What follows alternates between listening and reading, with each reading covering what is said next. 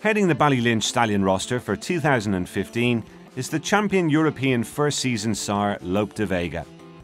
As a racehorse, Lope de Vega emulated his sire Chamerdal by winning both the Group 1 Poule d'Essai de Poulain and the Group 1 Prix du Jockey Club, and the initial indications are that he is going to prove just as influential at stud.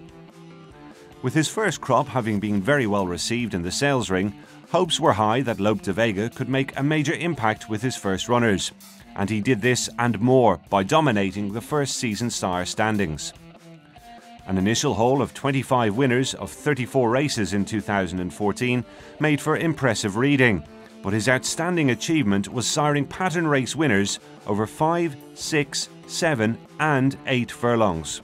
Firstly, Ballylinch homebred Bellardo announced himself a leading contender for Classic Glory in 2015 by defeating some of the best juveniles around in the Group 1 Dubai Dewhurst Stakes. Strongly away to the left-hand side, Estidcar now beginning to improve. The all-blue colours of Maftool, they head down into the dip. Still a wave of horses. Cody Bear, Bellardo can't get through under the near side rail. Appears to have running left if he can do so. Smuggler's Cove, Estidcar out in the centre. The gap's there now for Bellardo, who comes out of the pack to throw down the challenge to Cody Bear, and Bellardo had to buff it through, but is now in full cry and is coming away to win the Dubai Dewhurst Stakes. Bellardo wins for Roger Ver and a punch of the air from the rider. Cody Bear was second in third. On the same card, the sire's prodigious prowess and versatility was further emphasised when his daughter Royal Rosalma defeated a quality field in good style to win the Group 3 Dubai Cornwallis Stakes over 5 furlongs. Include the likes of Alfarage and Moonraker. So making their way down with still over 2 furlongs to travel. And out in front it's Volatile who shows the way. Over on the far side, Strathburn. Behind these pushed along is Squats. Rose's Premier is looking for a gap up the near side rail. Volatile giving a bold sight for Sweden. Over on the far side is Strathburn. Profitable trying to join in with Royal Rosalma. And also Squats coming with a run as well. Royal Rosalma it is from Strathburn over on the far side. Royal Rosalma pushed out to the line. Royal Rosalma for Richard Kingscote won the Cornwallis. Strathburn second, Volatile a big run third, just ahead of Squats who came home fourth. The previous weekend, Lope de Vega was ably represented by one of the most promising juveniles on the continent, when the unbeaten Hero Look captured the Group 2 Grand Criterium at San Siro to cement his position as Italy's star juvenile of 2015. Che prova a giocare d'anticipo rispetto al ritorno dei suoi avversari, con Hero Look che si presenta al suo interno, poi ancora Zari di dentro, al largo di tutti Breast Drago, prova ad allungare Gene War sotto l'attacco di Hero Look, Zari all'interno di tutti, poi lo stesso Breast Drago, gli altri siamo fuori dai giochi, l'arrivo è molto serrato tra Hero Look e Gene War che allungano rispetto a Zari e Breast Drago, è un match a 2 con Hero Look che ci prova all'interno di Gene War, tende a sopravanzarlo, Hero Look su Gene War e allunga ancora, Hero Look su Gene War che con coraggio non molla, ma non ce n'è per nessuno. Hero Look vince il Gran Criterium, al secondo Gene War, al terzo Zari, poi Breast Drago.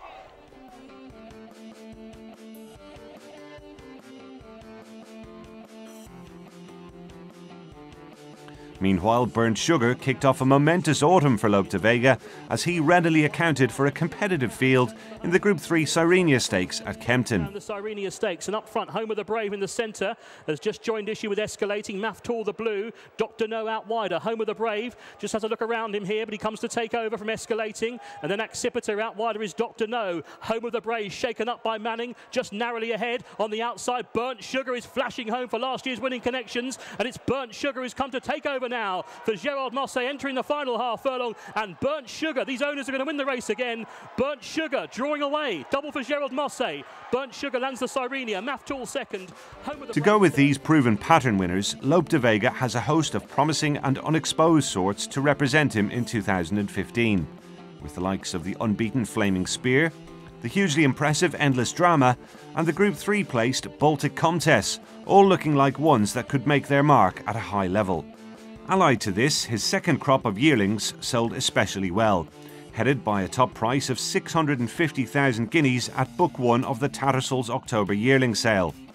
John Ferguson, John Warren, Jim Bulger, Shadwell Estates and Peter and Ross Doyle were among the many leading buyers to strike for Lope de Vega's second crop of yearlings, who averaged an impressive €99,438 in the autumn.